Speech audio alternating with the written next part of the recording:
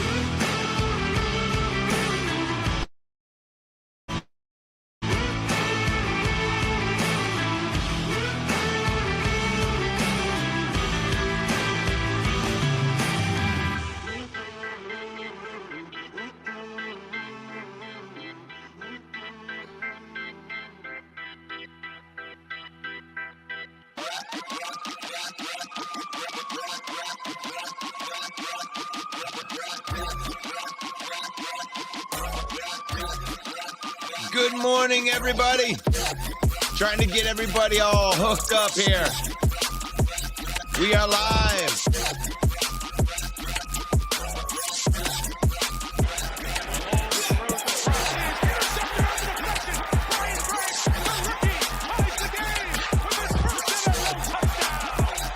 Good morning, Dwayne, Brent, Dean, Jordan, Brian, Scotty Reno.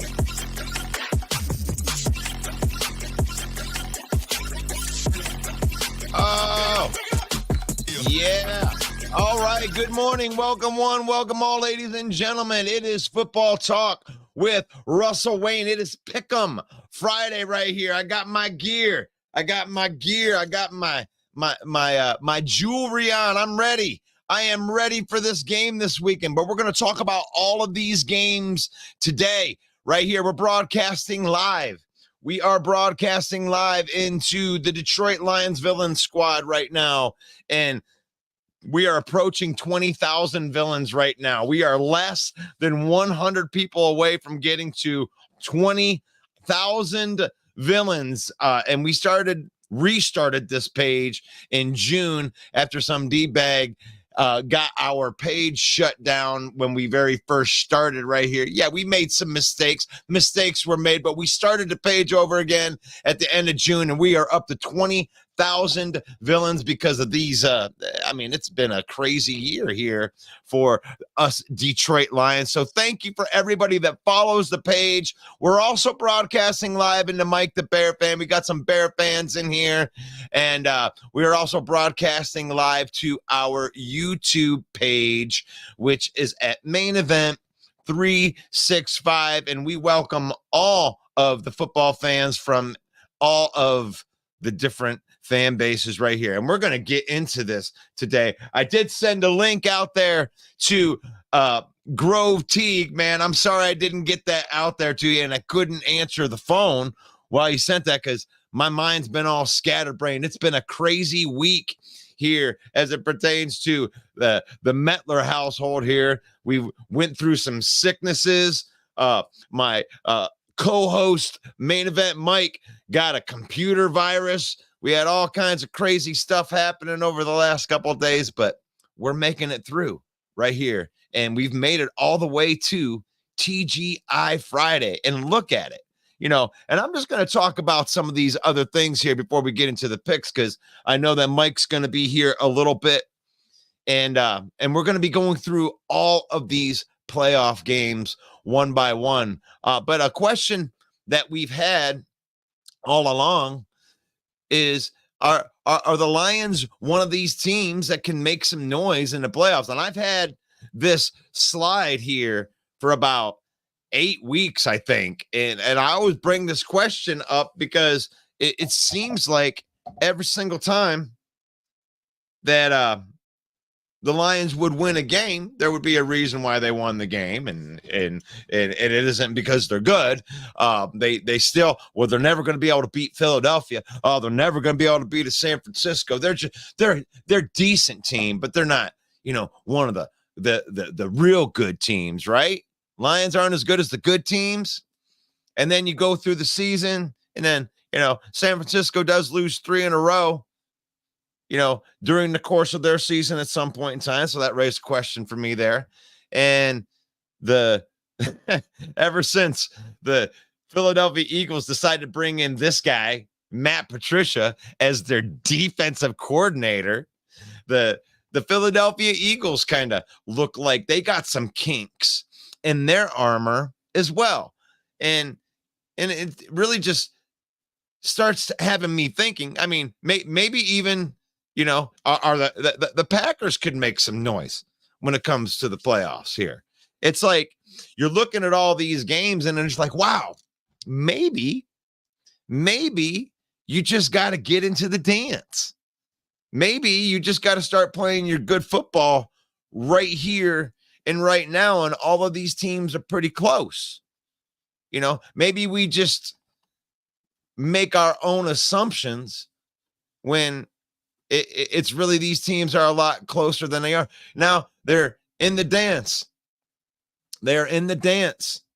So now there's 7 seeds. Now there's more teams in there. Now the 7 seeds haven't had quite the success as the 6 seeds. They just made the 7 seed a couple years back, and so far not so good for them. But that doesn't mean anything.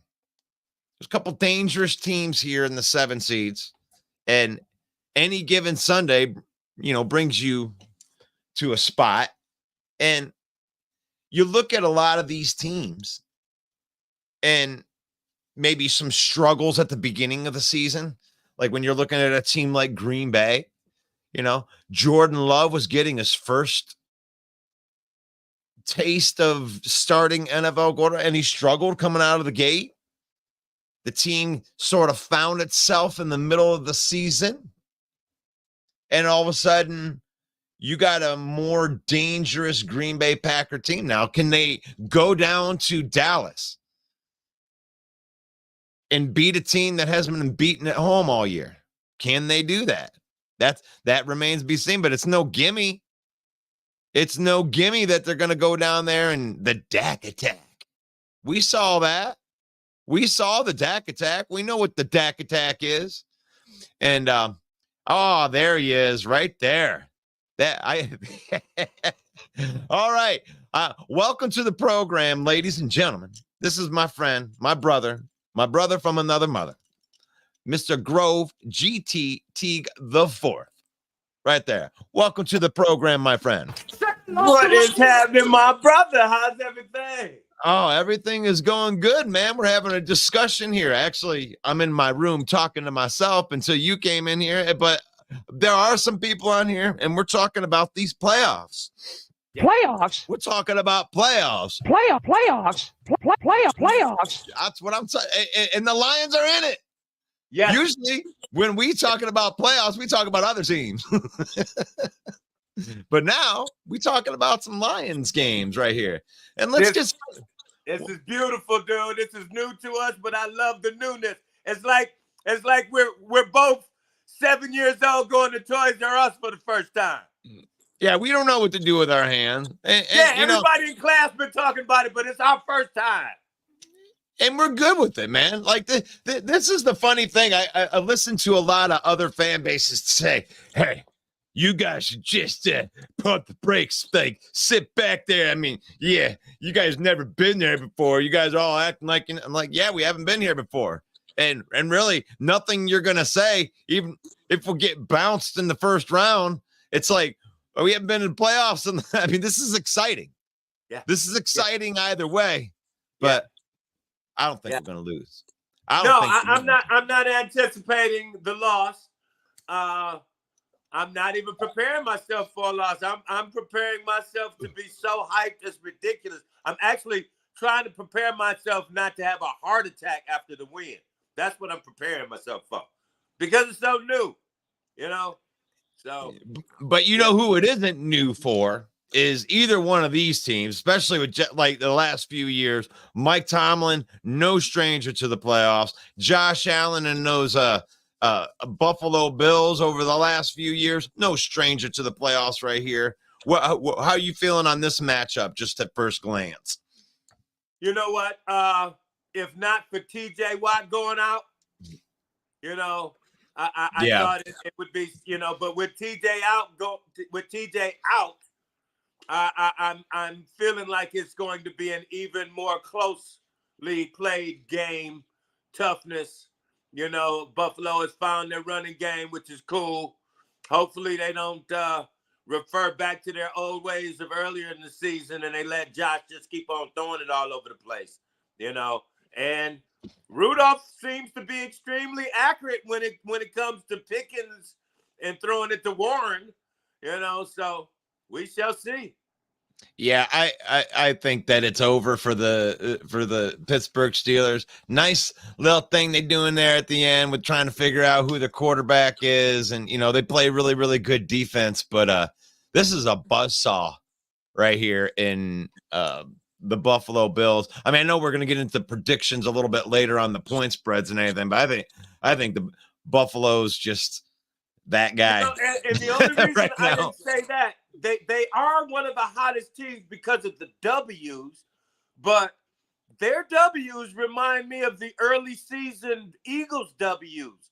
It's squeaking by every game, regardless of the caliber of the opponent. They're not like dominating cats.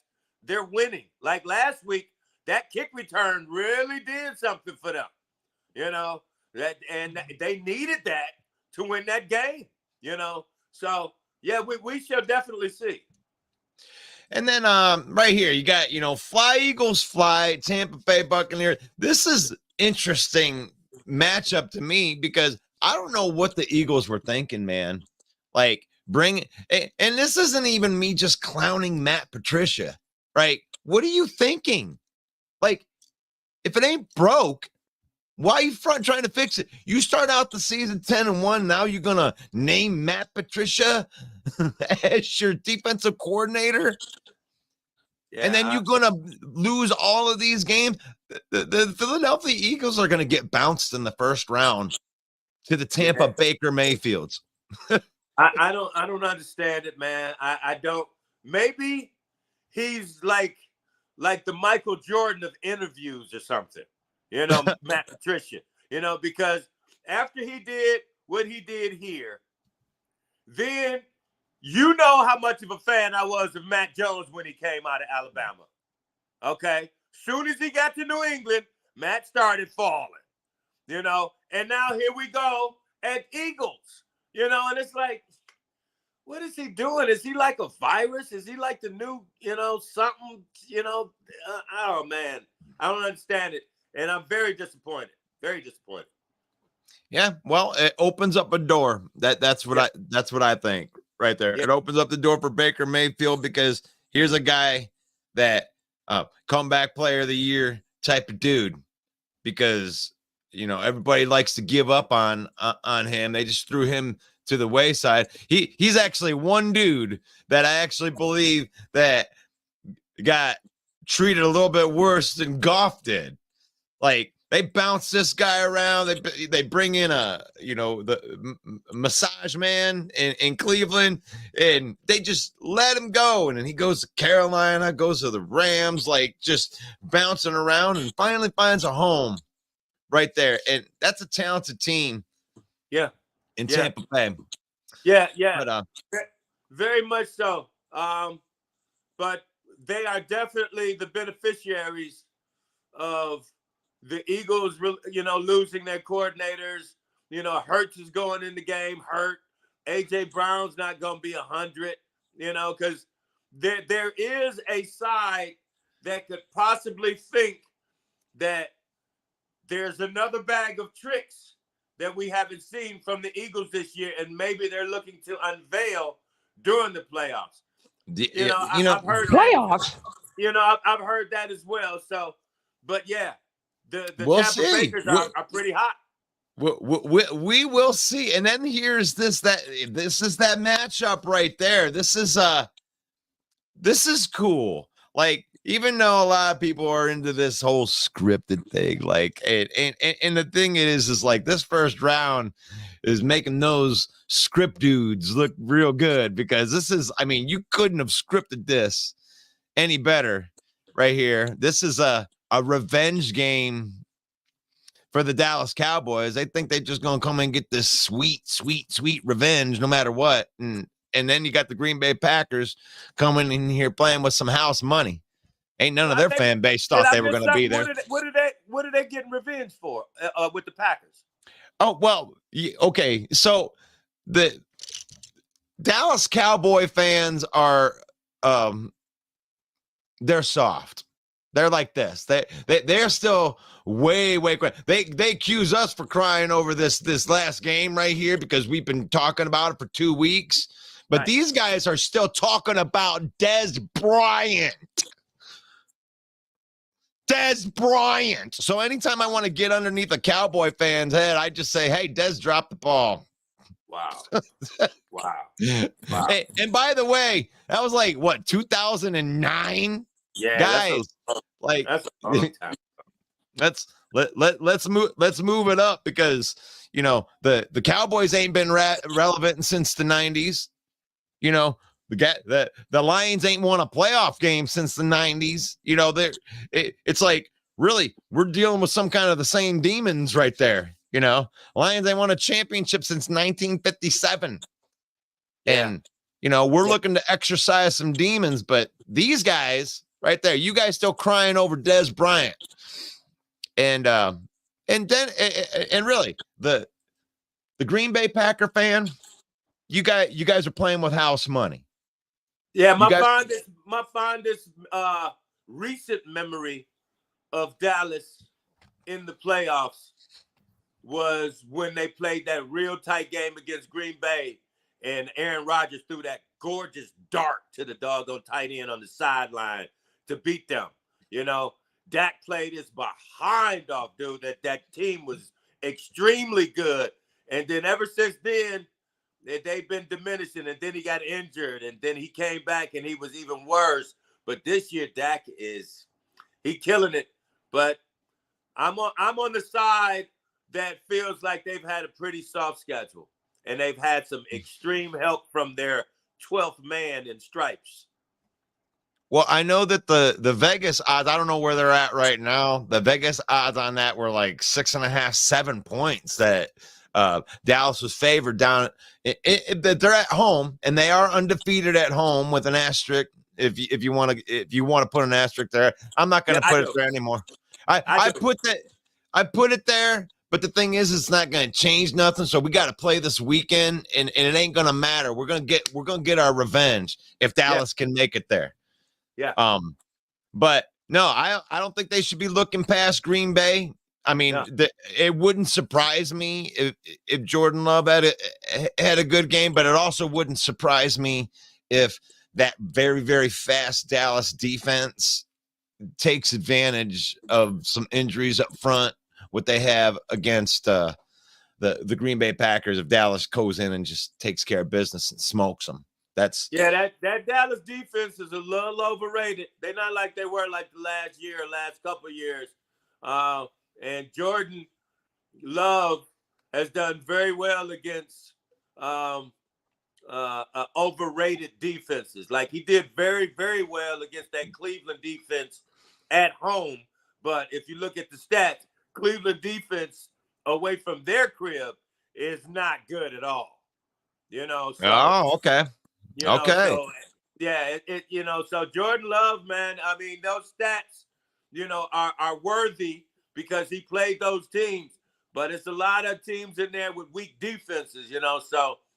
And then also, I think the biggest part for Green Bay, they got a healthy Aaron Jones, dude. And that's a whole new different dynamic for them. Hey, and you know me, I'm the upfront type of guy. And you brought up the home and away type of things. And Dallas is like, it's like Dr. Jekyll, Mr. Hyde when it comes with this team between home and away. They are not good away really at all. I'm like, none of their losses came at home. So every single one of the losses came from away. So that's atrocious right there. For them having a 2 seed, that's a really big thing for Dallas. And I think they are a different team at home and they take care of business. But we're going to get into those predictions. Mike will have all what it is right now, point spreads. Yeah, going on with that. I think the script writers our game is the best of the script writers. I don't know. So I don't know. Get into it. I don't know. Okay. I don't know. Okay. This is you're right. I mean, this right here is a fantastic script right here. And it may be the number one right there, but definitely at a number 2 right here. And I think that it can even compare a little bit. You send away the quarterback, you trade with the Houston Texans, Deshaun Watson, and now the Houston Texans got to come in here with an Ohio State quarterback to Cleveland, right? Am I right about this? No, wait, Cleveland didn't win. This is going to be away. This is going to be in Houston, isn't it? Yes, it is. Houston. This is in Houston. Champion. They got to go to Deshaun Watson. Is he even going to come into the building? I mean, oh yeah, he'll be in dress clothes on the sideline. Oh my! Oh, yeah. And then you have Joe Flacco, a guy who won a Super Bowl with the most hated team in franchise history in Baltimore Ravens. This is just beautiful. This is like poetry in motion right here. It's going to be great. Hey, Flack. Don't turn that. Oh, I'm sorry. Oh, no, it's all right. Yeah, be safe. The man, Flacco is back on the block. He is back on the block, baby. I've been a Flacco fan since that doggone It's my quarterback. combine when he came out, at Delaware. I was like, who is this guy? I remember. He had the cool look and the smooth vibe and everything, and then he launched that monkey 70-plus yards on the money. Oh, yeah. man. That's another conversation I remember having with you, too. You always like these small school guys. You even were big on Wentz when he came out. You're like, hey, you got to check out this cat from Delaware. I'm like, who? Delaware has a football team, G? Right. Yeah, you got to be looking at Joe Flacco, dude. And there he is. And there's just some of these guys like Joe Flacco, when you look at his stats from his whole career, they're okay. I mean, his regular season stats, he wins some, lose some. But when this guy gets into the playoffs, he turns on some shit like over the top, like what is it? Sylvester Stallone. He turns the hat on backwards and gets all game face. I don't know what it is about Flacco, but he's a different dude in the playoffs. And Flacco benefited from a team and a coach that believes in my style of football, running the ball. Flacco was a game manager before it was a negative thing to say. And that's why his stats don't compare to a lot of quarterbacks, because he had a phenomenal defense and a really good running game. So just like I used to say about the Lions back in the day when they had Stafford, he didn't have a defense to give him as many opportunities as other quarterbacks get. So and for those of you that want to bring up the 1 year they had a top 5 defense, yes, that was the playoff run that we don't know whatever could have happened. With PIs and all that stuff like that. That was the best team that we'd seen. That's the best team that I've seen in my Lions lifetime up until now. This is the best team that I've seen in my Lions. But this game right here, going back to this, I'm sorry, I'm a Lion homer. Sometimes I get sidetracked. But this game right here, I can't. This is the one I almost can't pick. Because I'm looking at it. You got this great defense with the old grizzled veteran and Joe Flacco is backo. And then you have the rookie, the rookie sensation, CJ Stroud, coming in, having a chance. I mean, he's got a chance to make a name for himself like no other, because if they knock out this vaunted Cleveland Browns defense in the first round, they're the signature name. All the talk of Ohio State quarterbacks can't get drafted in the NFL is out the window. Actually, I think it already is, but that would put the the stamp on top of that. But I can't pick this game, G. I can't. Yeah, that's a very hard one to play because, as I said before, when Cleveland is on the road, their defense is not as good. And I think one of their sweet doggone DBs got hurt in practice, man, Denzel Ward. So that's going to hurt them a little bit.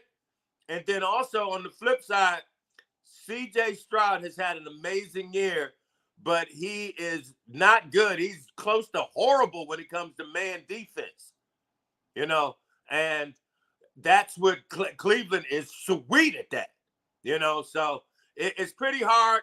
And then also I think Houston is going to miss Tank Dell against this team. Noah Brown is a little banged up. I love what Nico Collins is doing. I love that Schultz made the decision to go there as well. And I'm really a huge DeMeco Ryans fan. I got him and MCDC like this for Coach of the Year. But because of that Tank Dell injury, I kind of brought Deco Ryans down. Put a 160-pound wide receiver on doggone goal line offense. Come on, use somebody else. So. But yeah, that's a hard one to pick. And then the final game being, let me get this up here, is you got the Chiefs and the Dolphins right here. The two, you got Patrick Mahomes versus turn the ball over, and and I think we get happy about stats. I think this is we're a stat happy fan base, not and this is all 32 fan bases. We just love stats. We want a guy. Oh man, they scored 70 points. They scored 70 points. Right there is where they got the bulk of their stats. Right there, by blowing out some bad team that you decided to keep blowing out. So sometimes stats don't tell the entire story, and I think that the Miami Dolphins are one of the best cases of fool's gold that anyone's ever seen in here. And, Patrick Mahomes is going to come in there, take care of business. This is their game to win. This is the type of game that, Miami just gets exposed. This one to me is just as hard as the Houston-Cleveland game to pick, because we got a beat up and injured doggone Dolphins team against a doggone Chiefs team that don't have no receivers that want to consistently catch the ball. Mahomes can't catch it and throw it. The defense is better, but we've seen them vulnerable at times. Miami, they put up 70, but then they got a 56er put on them by the best man in the league. It's like, but when you look at the big picture over the last 3-4 years, this is a broken record right here of Patrick Mahomes. It's my quarterback. Oh, what's he gonna do? Blah blah blah happened in the regular season. Oh, what are they gonna do? And what does Mahomes do every playoffs? Mm-hmm. He turns into Patrick Mahomes. He turns into big game Mahomes and does this. Yeah. Tua ain't that guy. Tua is not that guy unless he proves to be that guy. He could be that. He's my quarterback. Mahomes wasn't dealing with the drops issues the last couple of years, especially last year when he won the Super Bowl. He wasn't dealing with all of them drops. Not in the playoffs, he wasn't. But leading up to the play. Oh, man, Mahomes, somebody step up. Oh, look it. They don't have no Tyreek Hill. Oh, that's why Mahomes ain't doing it. And then he's like, oh, what? Playoffs? Chris Jones going to start playing some defense, and then they turn back into the Kansas City Chiefs world champions. Well, it was Pacheco. Remember, Pacheco led them through the doggone playoffs. who's going to be the hero this time? Yeah. Who's going to, like, all of a sudden, Sky Moore is going to come out and be like, oh, shit, I'm like Jeremy Rice. Like, Rasheed Rice, number Rasheed 4. Rice, yeah. Who's it going to be? Is Tony coming back? All of a sudden, Tony's going to put some stickum on his hand. All of a sudden, he's going to catch everything. I see Rasheed Rice and Pacheco. You got to watch them cats. Yep. And then and Chris Jones is one of those playoff type of cats that, he's playing, like, I swear he's playing at 80% the entire season, or he's putting forth, he's winning. But when it comes into the playoffs, there's a lot of these guys, their motors, they start revving them up. Yeah. I think Aiden Hutchinson is going to be one of those guys, by the way. Aiden Hutchinson. You watch out for Aiden Hutchinson. Everybody's talking about, oh, Matt Stafford's better quarterback than Goff. That might be true. But I tell you what, Aiden Hutchinson can wreck this game. Just any plan that they have with, Pikachu and Cooper Kupp, that Aiden Hutchinson can wreck that entire plan. And this is what the big motors, when people mischaracterize big motors right here. I was talking about this yesterday a little bit, G. I want your opinion on this. I think that casual fan mischaracterizes the motor to being a game by game thing, when actually it's kind of like you got to make it 18 weeks. And the fact that Aiden Hutchinson's motor is so high, he's just starting to get warmed up. He's going to rev this thing up to 11 now.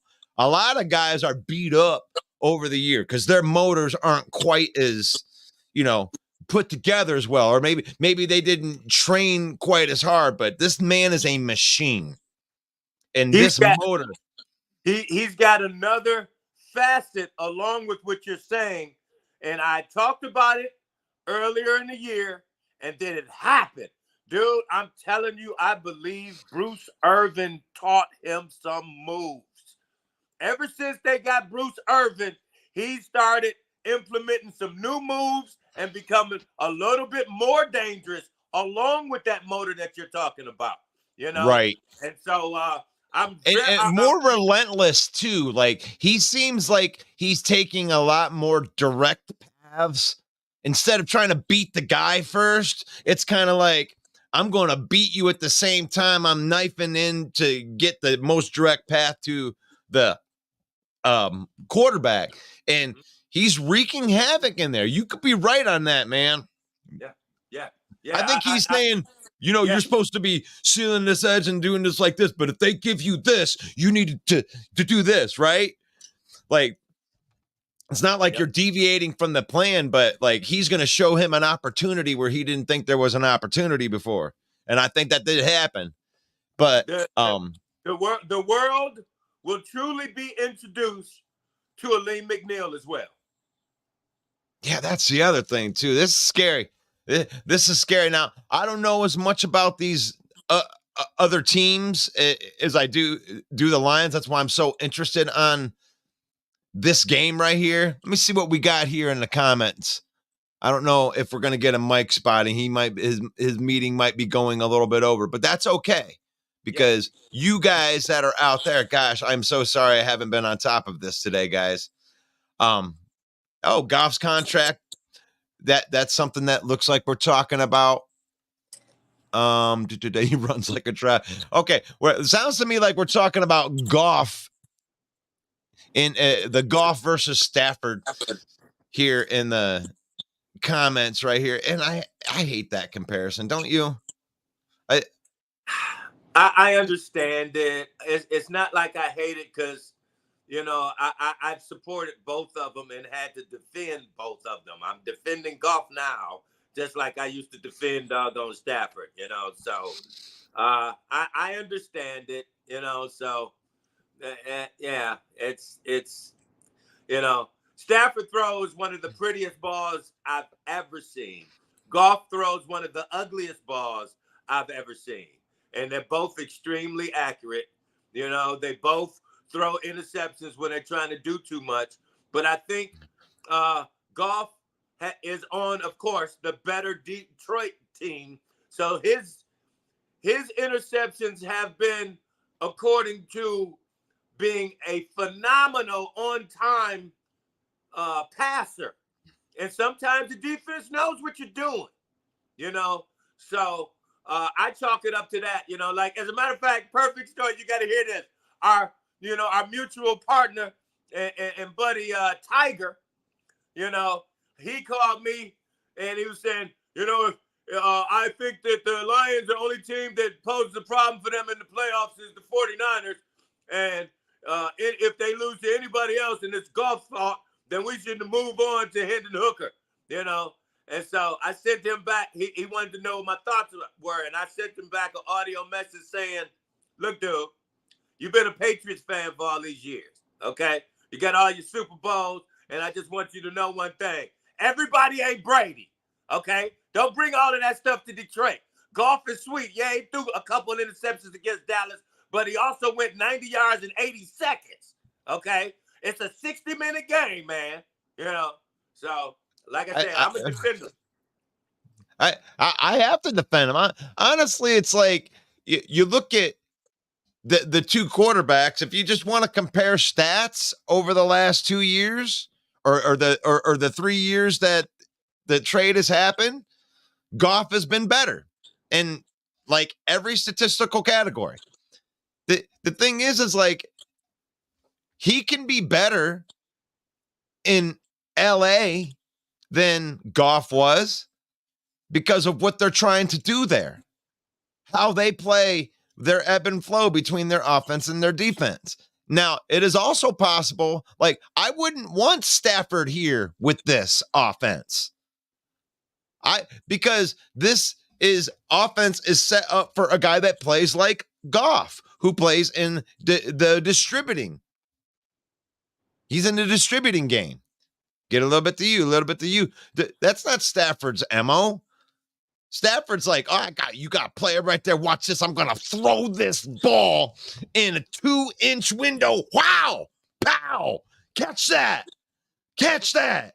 Yeah, I can't agree with that. I really feel like Stafford tried to do that here, but his receivers disappointed him a lot, not only with drops, but getting the ball snatched out of their hands after they caught the ball, you know, and then his interceptions came from him not having the trust during a game and all of his receivers and trying to do a little bit too much, you know. There you go. Right there. There's the difference.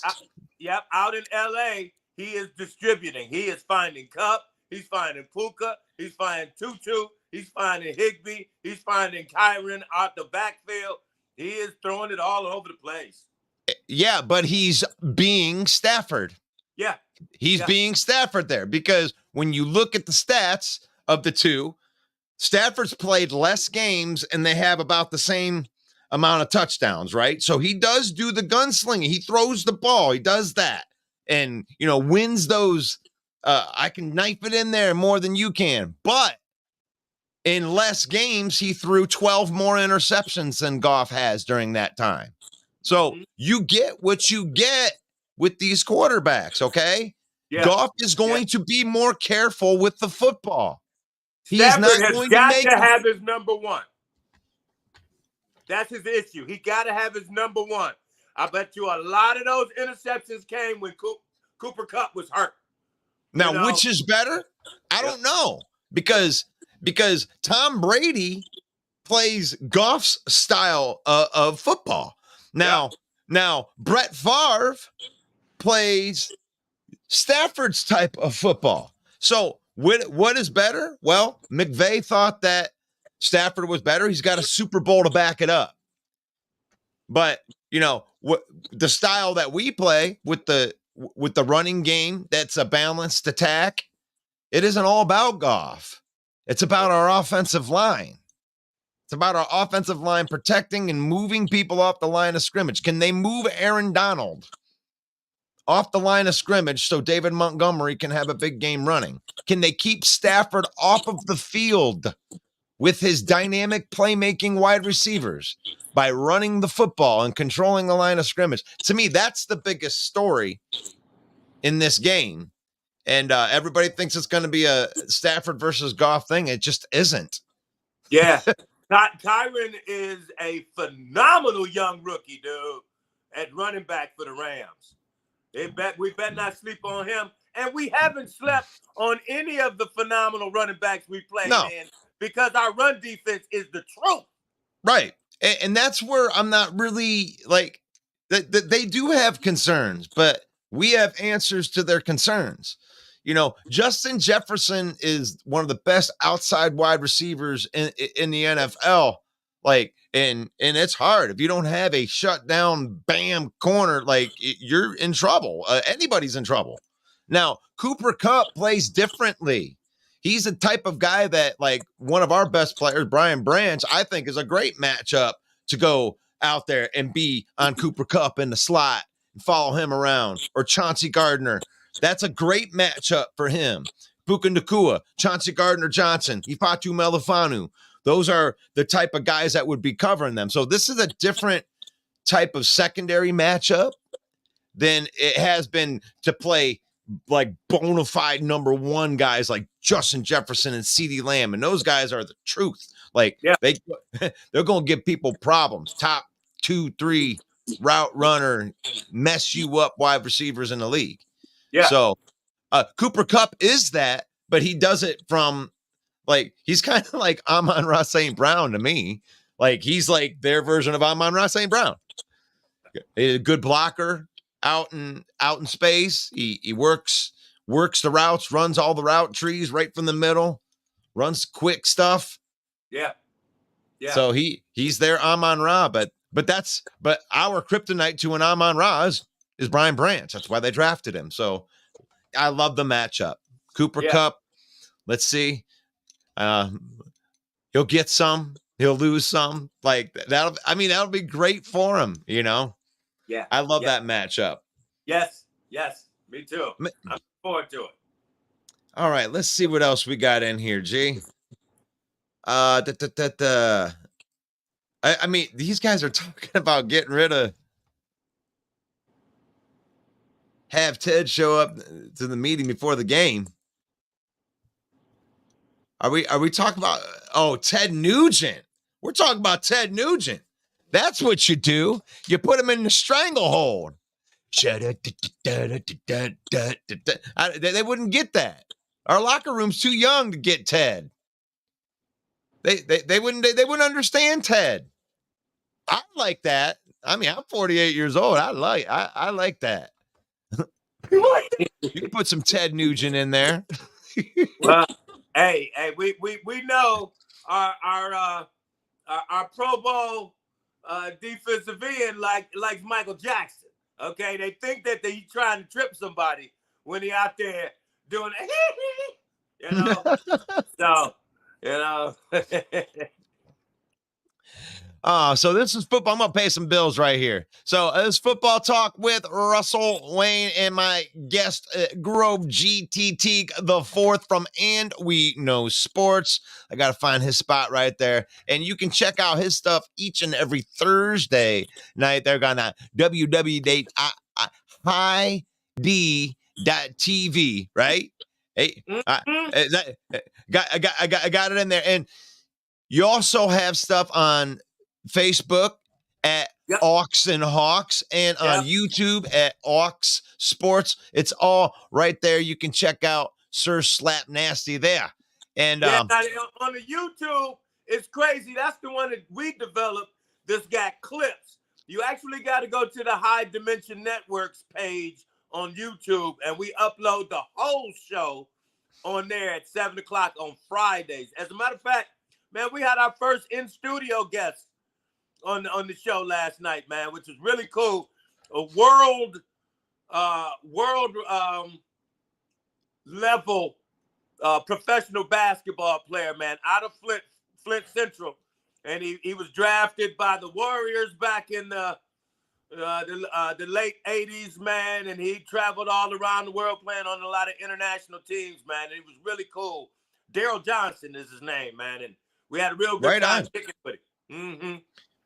And that'll be uploaded on to the onto the website version of that highdt.tv.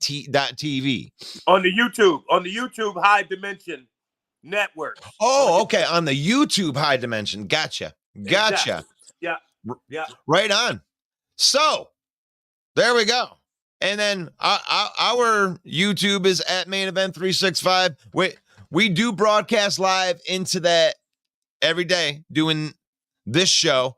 We're trying to build that up too. But right now, it's the villains, man. The villains that are out there, they're out running rampant right now. We're approaching 20,000 villains. So if you're watching and you don't have our Facebook, go to the Facebook at Lions Villains Squad and hit that follow button, man. And yeah, it's a movement.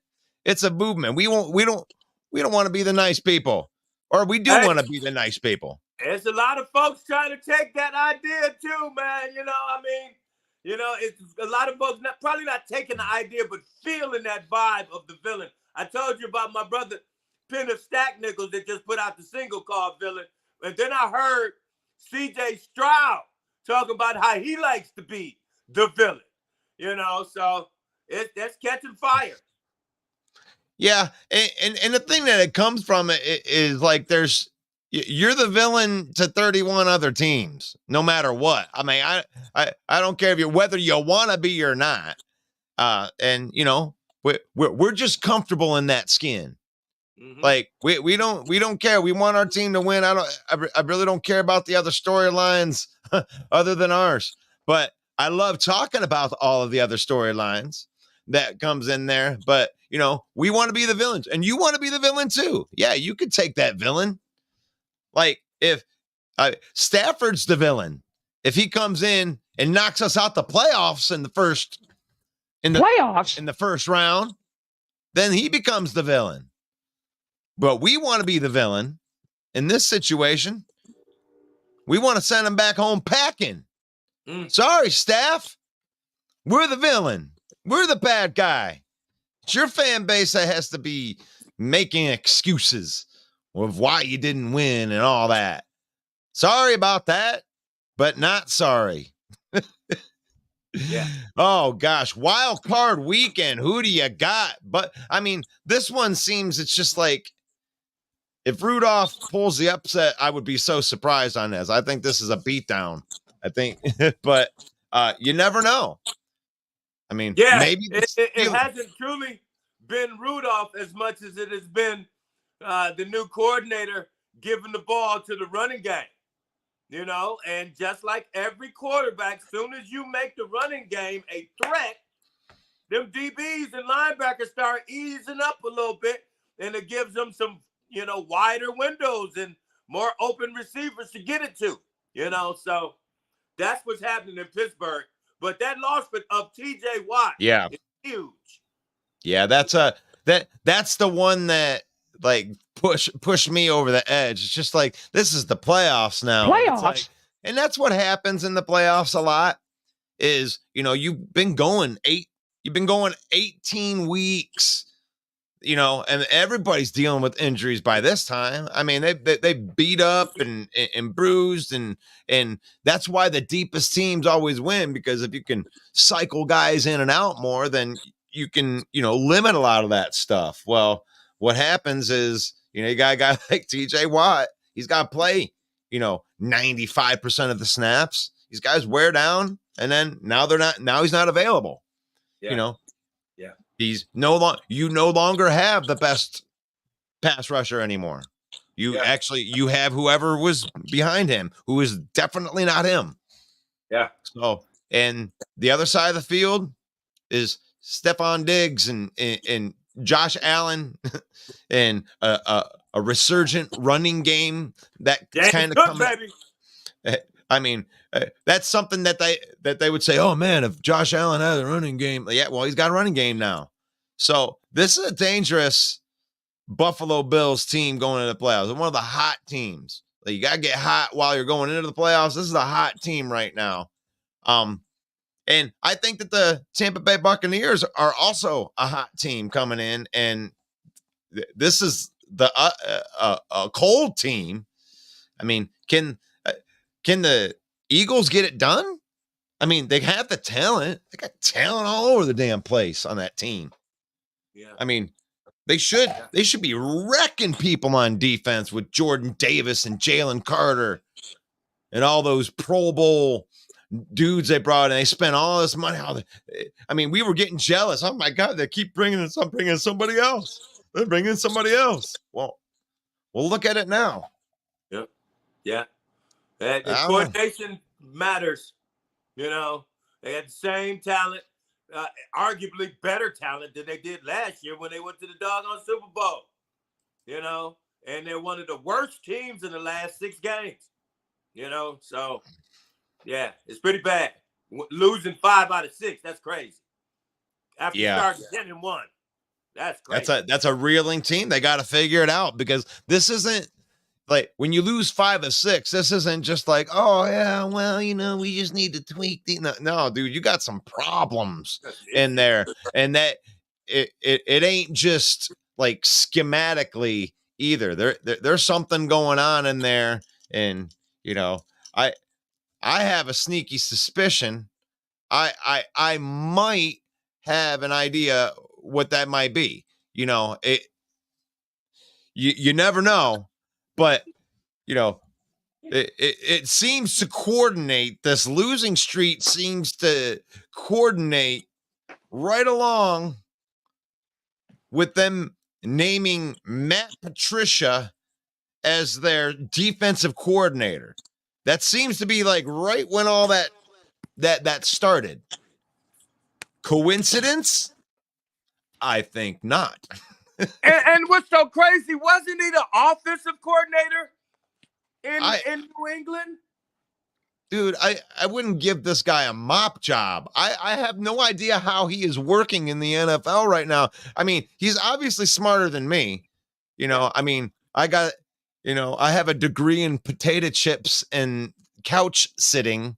But I just don't get it. Like, where's the track? What is he doing? What is it that is so appealing that that you could bring in Matt Patricia even to that team, knowing the past relationship between him and Slay?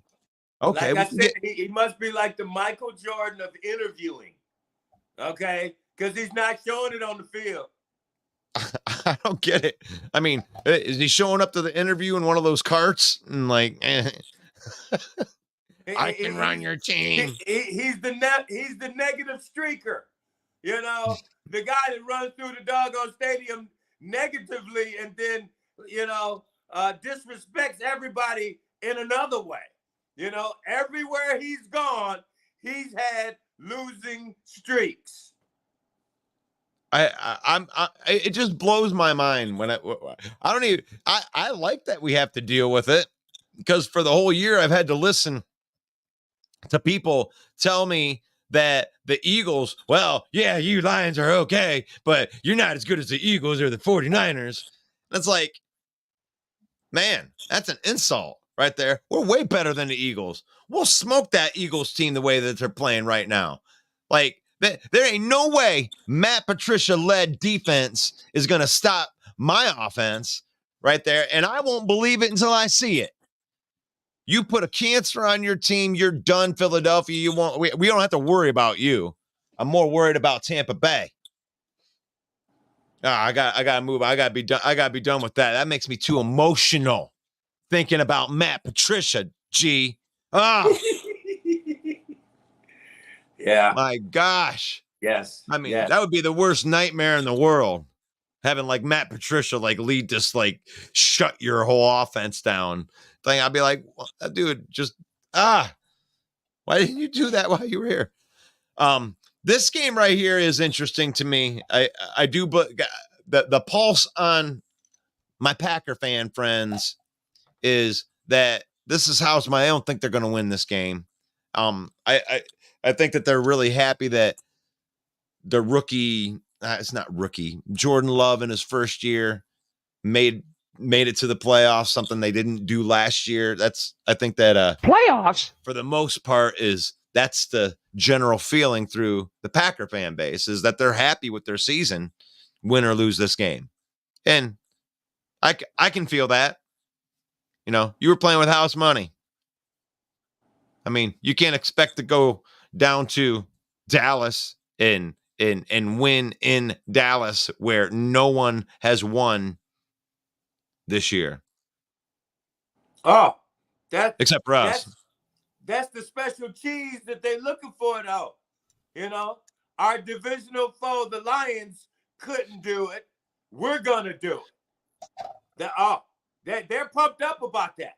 They're pumped up, and I'm quite sure they feel like they're a better team at this point of the season, regardless of the record, because of how their quarterback is doing, and they got their number one running back is back, and he's healthy. Their young receiving core is killing cats.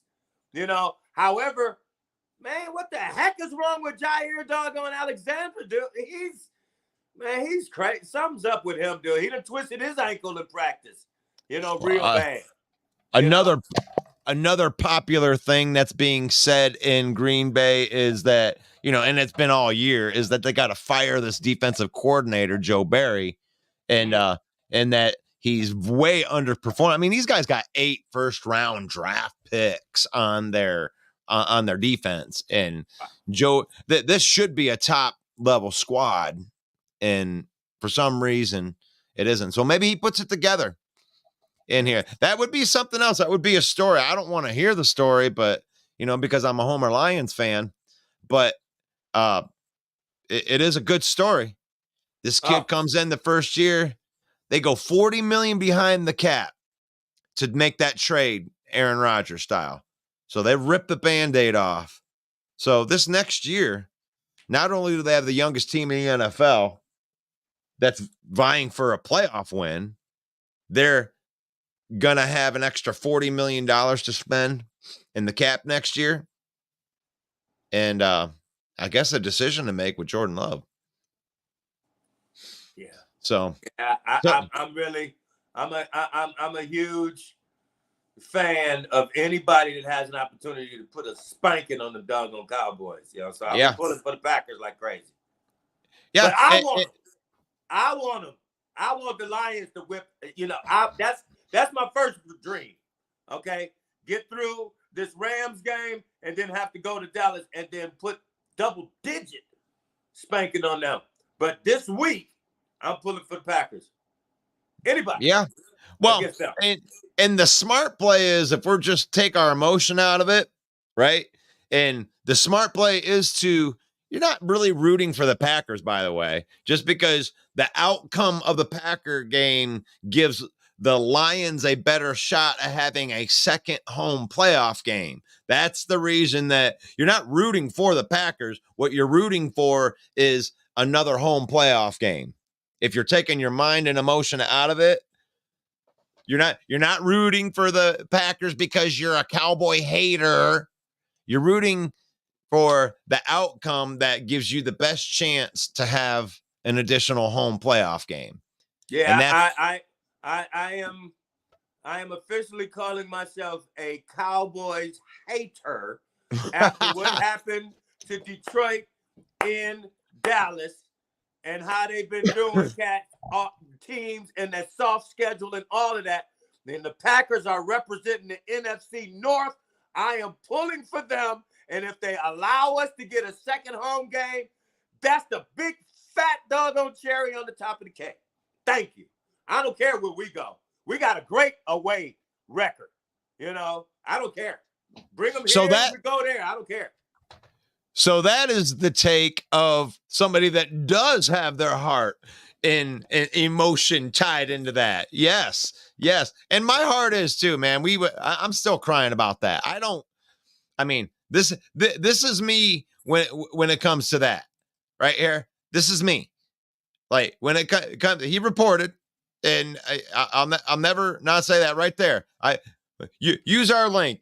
You can number 68, the eligible jersey right there. Use our link, and you can go and you can have a jersey that says eligible. And it may mean a couple of different things, you know. Yeah.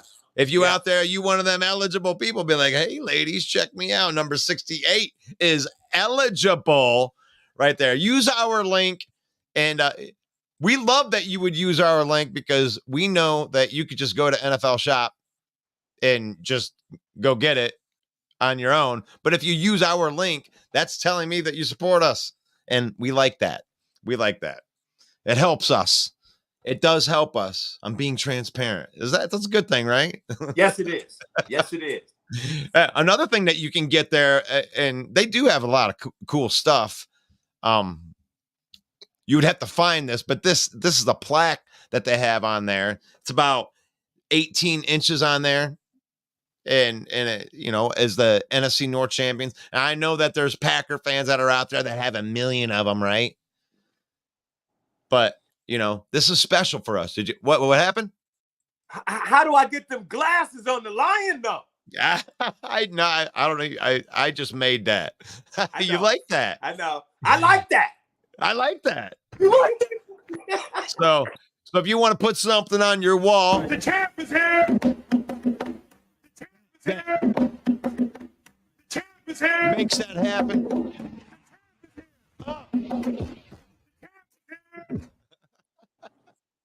Oh my gosh, one of my favorite moments. Yeah, you like that. You like that one too. So thank you for listening to me pay the bills. Oh, and this one isn't paying the bills. I know that somebody likes the band Tool that's out there. So everybody that doesn't, right here, GT and I are musicians, and we're in this group together. We do nothing but Tool, and this is going to be a fantastic night of Tool tributing with Main Event Mike's band, and they got a bunch of really cool, hard-hitting, hard rock songs. The 99 going to be playing, so that's going to be a great show. It's going to be a great show. I want you to inbox me, and you got to do that at my Russell Wayne if you want to go to this. And I'm going to make that happen for you just because you watch this show. If you want to go to that, you inbox Russell Wayne right there, and I'm going to find a way to waive that 15. I'll have to say while supplies last because I can't give them all away. But I mean, but if a couple of you guys want to go and you guys like the band Tool and you want to come up to Flint, Michigan to watch a concert in a place that knows how to put on a badass concert. Woo! You like that. You like that. Because my gosh, yes. Hey, now, how much are the tickets at the door? They'll either they'll stay at 15 or they may be 18. Yeah, they may be 18 at the door. We got a new in-studio assistant behind the scenes. Howdy Dave, big shout out to him. He hit me up last night asking me how much the tickets were. He really wants to be there. He was a former rock drummer back in the day. Okay. Yeah. Yeah. Mm-hmm. And that's the cool thing about the band Tool is that does draw a lot of musicians because they are definitely a musician's band for sure. For sure. So thank you for letting us do that. And you're like, no, we didn't let you. We didn't let you. You just did it. But this is Football Talk with Russell Wayne. This is a weekday thing. Every weekday at 11 a.m. we're doing this. We're going to be introducing the Jeremy Ballrick show is going to be airing at 10 a.m. on a daily basis. I don't know when that is going to be starting here within the next couple of weeks. So we are happy to be expanding on the network with a bunch of guys that love talking sports. And I love having GT from And We Know Sports here on Fridays here because we get to pick these picks. Gosh, I was hoping that that Mike would be in here to do the point spreads here because I don't know what they are. So if we're going to do that, let me pull this up. Might as well get there and do it. What I do, FanDuel? See, you're pulling it up when Harbaugh was saying, pull it down. You pull it down. All right, let's see. FanDuel. No? Get your sports book. You know what? I might even be able to bring that up on my phone because I do have that. Let's see. No, my phone's dead. Man, look at this, G. All right. Now, I think that we could start with this one because I'm pretty sure that the line is 3 on this one. Let me get in here.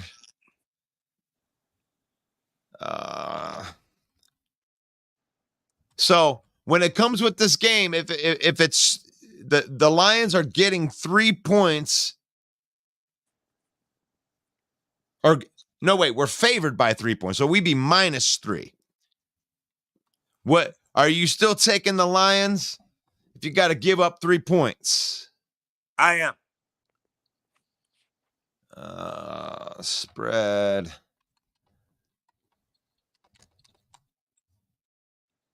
You know what I can do to help this situation is, music helps me think a little bit more. I just pulled them up. I got them. Lions are favored by 3. Got that. I don't know. Mike has all of our records. He's got our season-long records. We may have to do an extra show this week, G. That is true. Yeah. I don't know. But, going into the playoffs, maybe we will do a bonus show tomorrow. Yeah, I'm off. I'll be around. But for sure, just because you never know. We're going to get some injury information today about this game. Sam Laporta. Yeah. Wow. Yeah. Is this kid, not only do you got Chauncey Gardner-Johnson, who's got, Wolverine DNA, recovering from a torn bicep in his back. So you also have Sam Laporta, who had his legs sawed off in the middle of the game last week, and he was running routes yesterday. Yeah. That's crazy.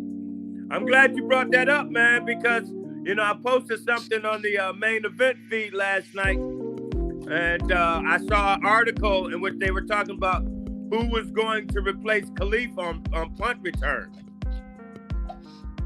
Okay. What do you think? Because I know they were talking big about St. Brown doing it, and I know a lot of cats are saying, "Oh, he's too valuable. Even though this is a game of football, and I know he's a football player." And they were also talking about Peoples-Jones. So what do you think about that? I think Peoples-Jones would be a great. It's a little bit less risk. That's probably what people want to hear. Yeah. I also believe that Maurice Alexander's on the practice squad, and he could also do that. Mm-hmm. Just somebody that maybe that you're not thinking about. Yeah, I did see his name. I did see Maurice's name up there. I think that some people, and we even talked about a little bit, would you put Jamison Williams back there? And that was discussed as an option. But he's way down the list. But that wasn't even mentioned when they talked about it, when the coaches talked about it. So that tells me that they're thinking about some other guys. Yeah. Peoples-Jones, I think that would be my guess, would be Peoples-Jones. Yeah. The song is playing one note. The what? The song, our your smooth jazz instrumental is just playing. It's like a casino. There we go. Is that better?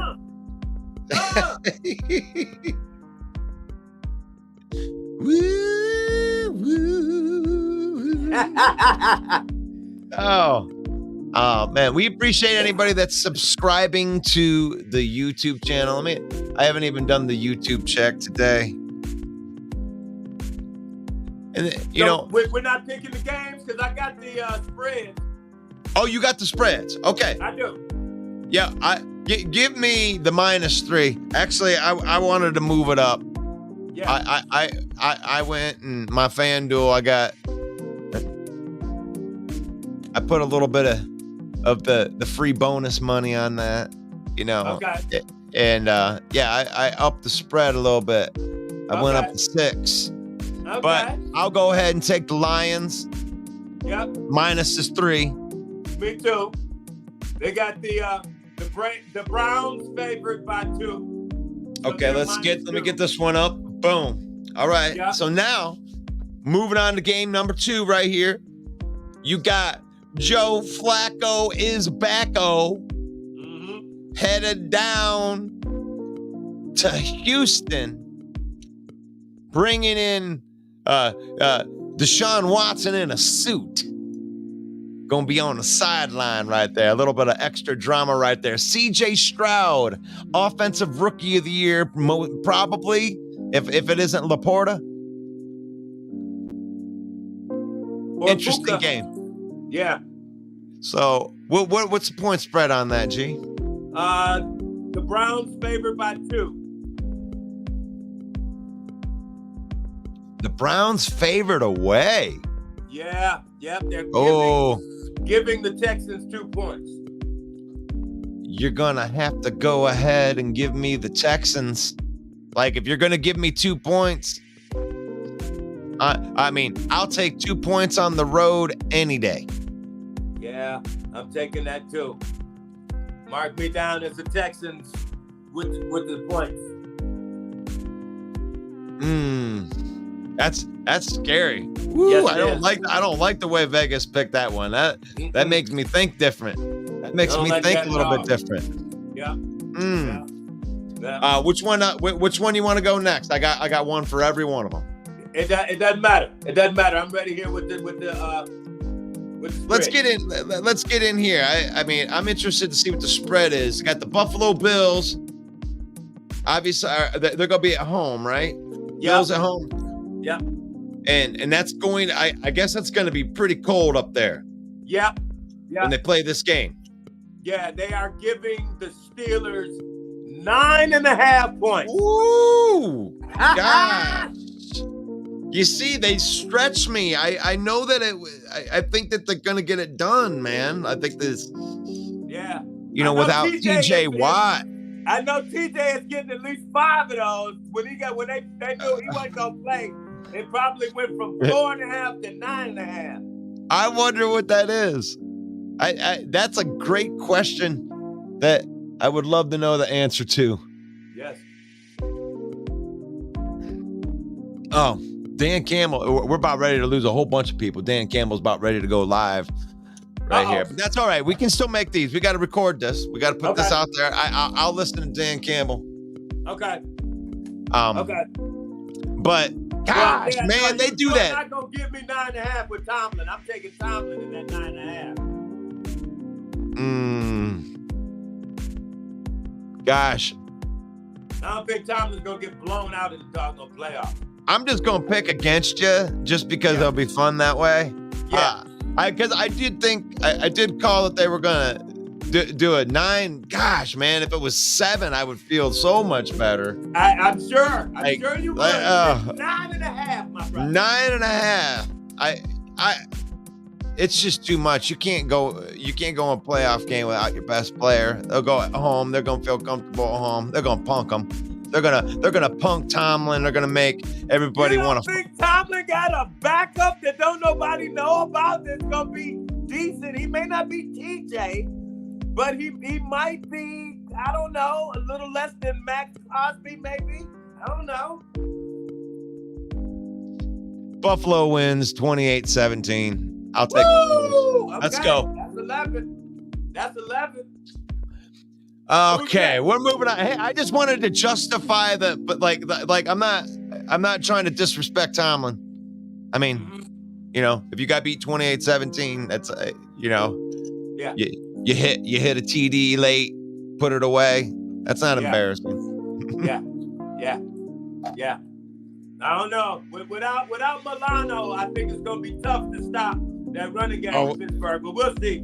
Okay. I mean, we can stay right there, man.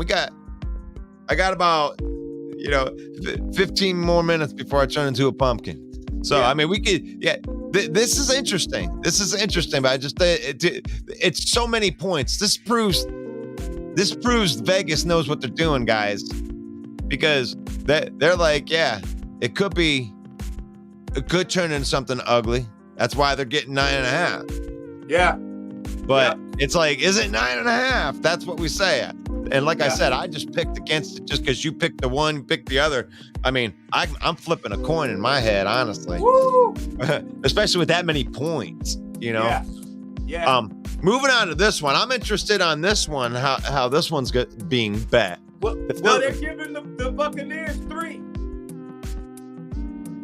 Oh, well, that makes it easy for me. Where is this game at? They're obviously going to be in Philly, right? No, the Buccaneers are the divisional champs.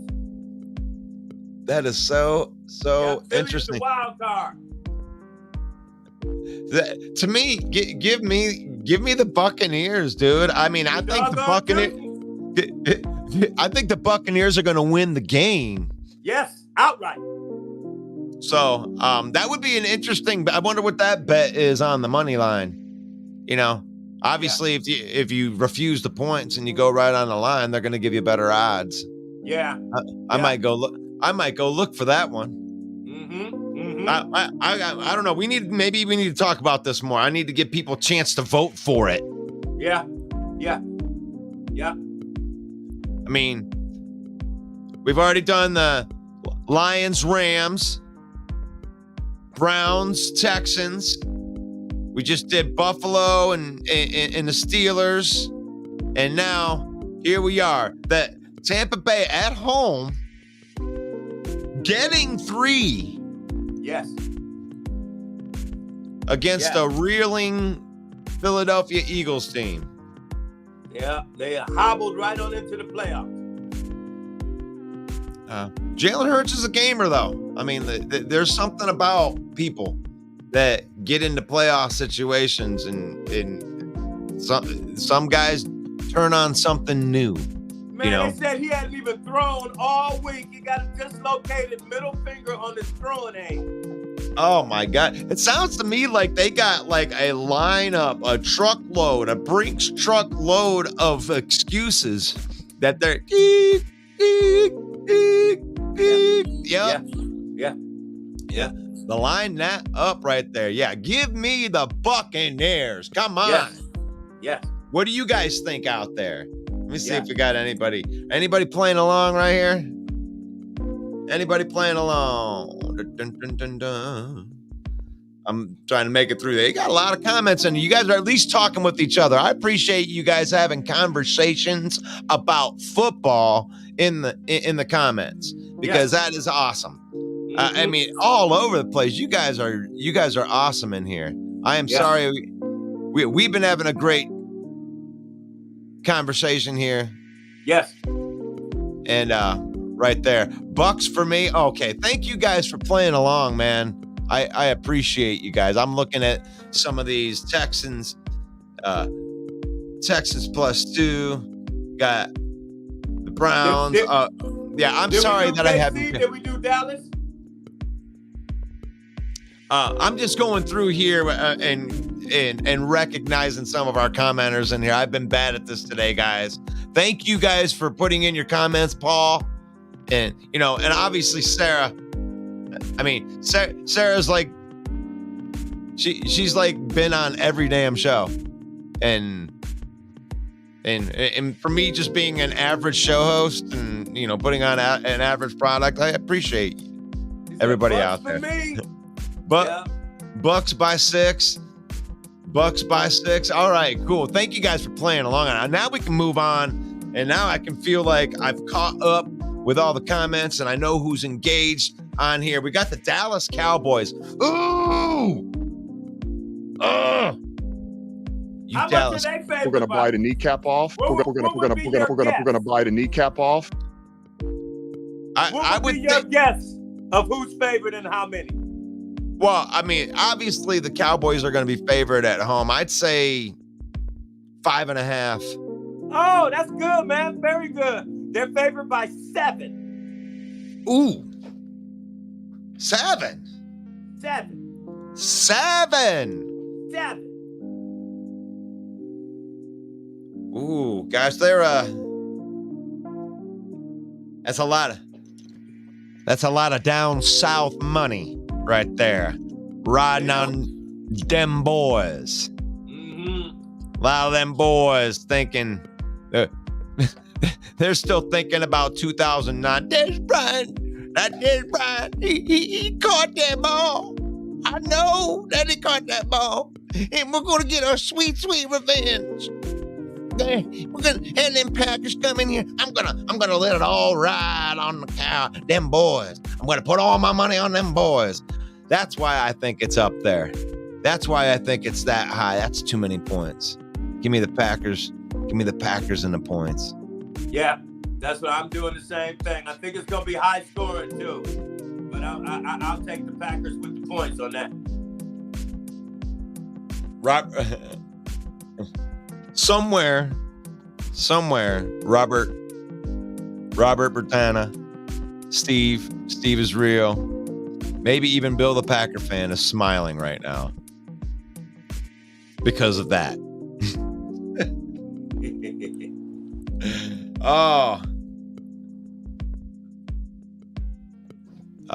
Packers are losing that game. Got the Packers. Rob's got Green Bay.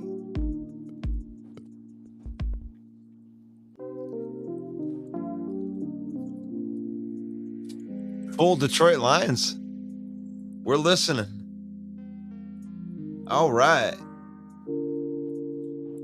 I love you guys, man. This is great. I love that you guys got the Bucks. Henry's got the Bucks. Jason. Hey, you don't have to hate it. I mean, you just got to put your football mind on it. This is all about Vegas money right here. They don't care. They don't care if you like the Packers. They'll take your money either way. That's right. That's why they say don't put your hard-earned money on your emotions. And John Dorn is smiling somewhere. Yes, give me the Packers and the points. There you go. Well, there's Robert. Yes.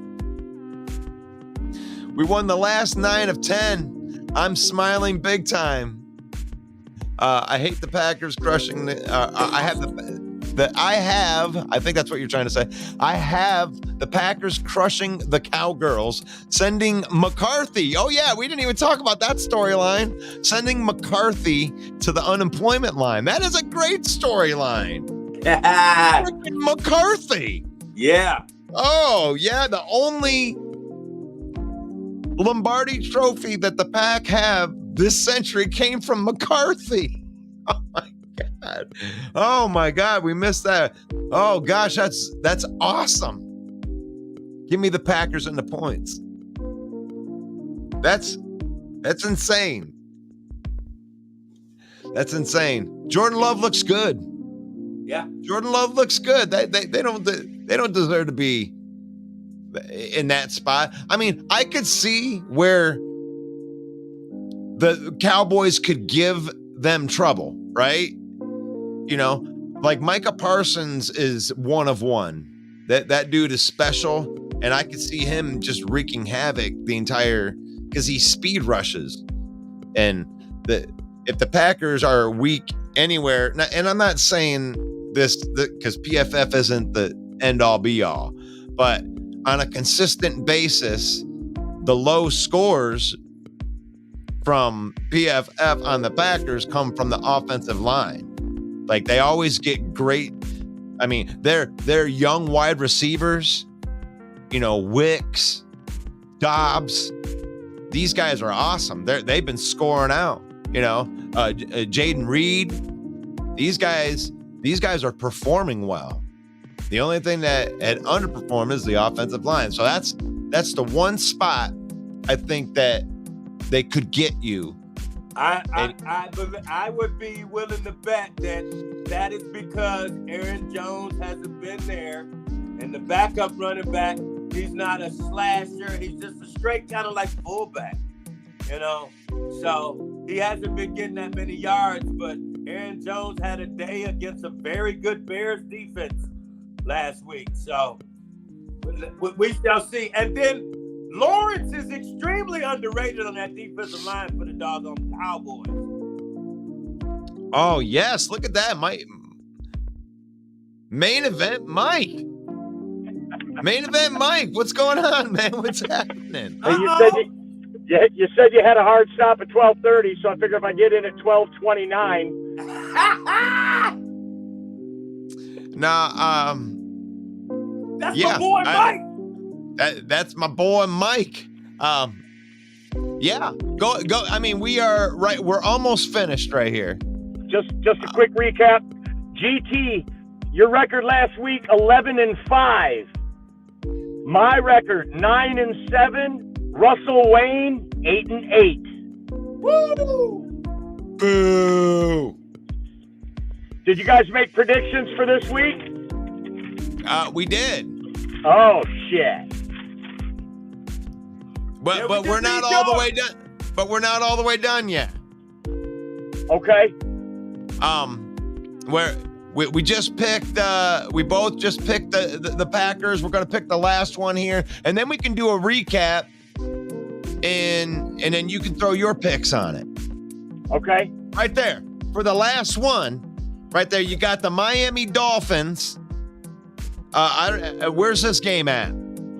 Kansas City minus 20 degrees at kickoff.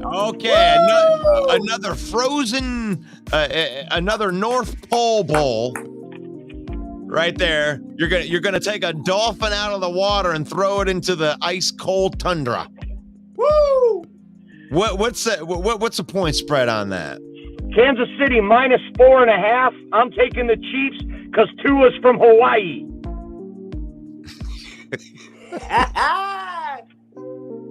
No Jalen Waddle. No Jalen Waddle. Tyreek Hill's got a bum ankle. I'm taking Kansas City minus 4.5.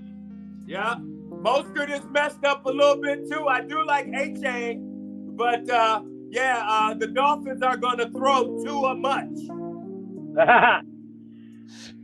Yeah. This is playoff Mahomes, so this is a little bit different of a bear out there, and you got to give me KC because turn the ball over, it hasn't been very good lately. That's a good call, my homie. Yeah. Yes. Okay, let's go back through the recap right there. We got the Detroit Lions bringing in the Detroit Rams. Detroit minus 3, right? Is it still 3? Minus 3. Minus 3. You know, we're freaking homers, so obviously we took the Lions. Both of you? Yeah. Yes. Me too. Yeah. And I put money and I upped the money bet too, because I think they're going to win by more than 3. What else you got? All right, then the second one, you got the Cleveland Browns headed down to Houston to play CJ Stroud. Houston is plus 2. Home underdog. And I took your advice on that. I'll take points at home any day. Give me Houston. And what did G take? All right. I took Houston also, Mike. Yeah, that's a good call. Probably Cleveland's kicker has a hamstring issue. They don't know who's going to kick for Cleveland. And Denzel Ward with a hamstring, with an injury, in practice. I'm still taking Cleveland. Oh, okay. Woo! I love it. Okay. What else you got? All right. Buffalo. And that's another frozen Tundra Bowl. Bringing in the Pittsburgh Steelers, Mike Tomlin, with no TJ Watt. No TJ Watt, but they do get Minka Fitzpatrick back. Woo! Pittsburgh at Buffalo. Buffalo's going to win this game, but I'm going to take the points. 9.5 is too many. The wind is going to be 40 miles an hour wind. It's going to be hard to throw. I'm going to take Najee Harris coming off 3 100. You're damn right, Mike. Yeah. You're making me want to change mine. You're making me want to. You just sold me that 9.5 was too much, Mike. You're gonna make Yeah, don't make me regret it, but I'm changing mine. I I'm gonna tried go. to change his mind, Yeah, Mike. I needed you. I needed your help. Yeah, but when you bring it down to the whole like run the ball type of thing, and it's probably gonna be. So I'll recant that. I was just being emotional. So you and GT both got Pittsburgh? Yes. All right. That's too many points. You're right. Yeah. Minka Fitzpatrick is an impact player. Yes, he is. All right. What you got next? All right. We got the Matt Patricia led Philadelphia Eagles going down to Tampa Bay, and I think Tampa's getting points down there, aren't they? Home underdog, 3 points. So that's easy for me. I think Tampa's going to win the game. What's GT got? I got Tampa Bay also. I'm taking Philadelphia because you guys are suckers. Baker Mayfield, come on. Philadelphia, they could rest half their starters and beat the Bucks. Woo! Okay. Oh my gosh. So there you go. That's all of them. Yep, and you already got these, right? Oh no, we didn't do Green Bay. You guys Yep. got Green Bay. I got Dallas. Oh, okay. -7. You think Dallas is gonna just beat the shit out of them, don't you? I think they're going to cover 7. The Packers are the youngest team in the NFL, and the Cowboys are at home, and they don't just win at home; they blow teams out at home. Yeah, I was talking about that as one of the things to look for, because this seems like a game that Micah Parsons might be able to dominate, and that would create problems for Jordan Love all day. And I personally think Aaron Jones is going to be the outlier. That's a good call because you see how other teams have run through that defense. Run through them, baby. Yep.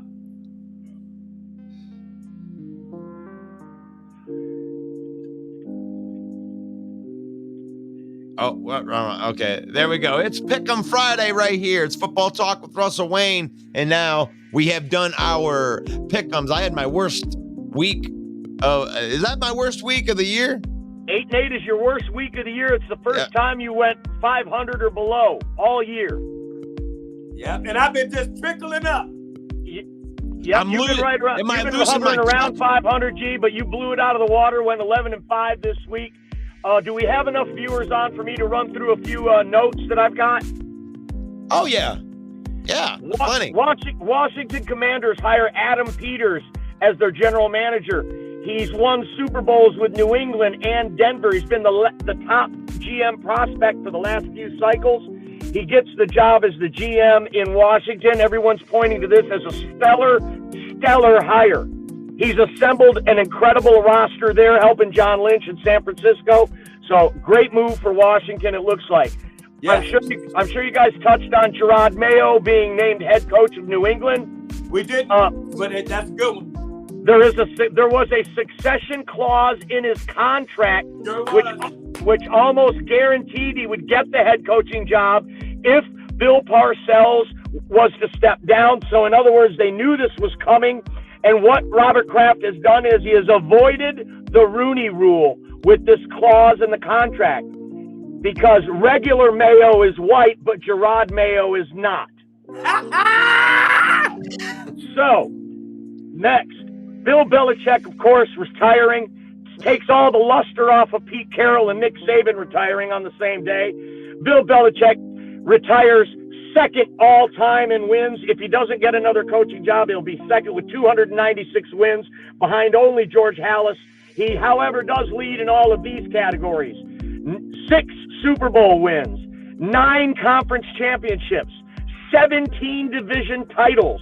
And if you count with his Super Bowl appearances, he's appeared in 12 Super Bowls. Over 20% of all the Super Bowls that have ever played, Bill Belichick was there. 21 winning seasons as a head coach. That is second only to George Halas also. Excuse me, to Don Shula. To Don Shula. He's second only to Don Shula. I got to tell you this, Mike. Yesterday when I saw it going down and they came on talking about Saban and talking about Pete Carroll, and then they talked about Belichick, I coined the phrase, the Bell Eclipse. He took all that shine. Belichick took it all. The Bell Eclipse. Right. So you can argue it was Tom Brady if you want, but I think all of those stats I just read off cements him as the greatest, if not one of the greatest of all time. Yeah. And that's all I had, boys. Well, thank you everybody for joining us today. I love talking football, especially with some of my best friends. Yes. And it's something that's been going on for years and years and years, but we just decided to turn on the camera and have our football talk. So, football talk with Russell Wayne, 11 a.m.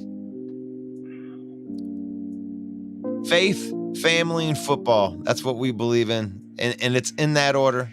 We appreciate anybody that would give to NTC Give and help our ministries. Those ministries help us distribute like 400 turkeys at Thanksgiving.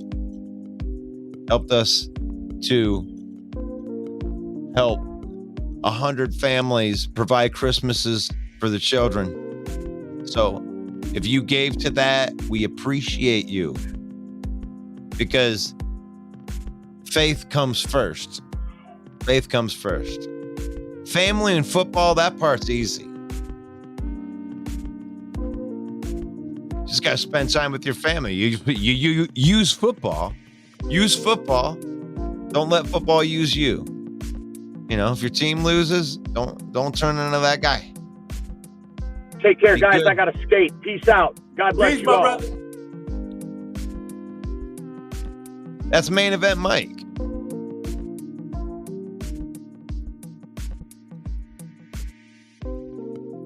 He's my compadre.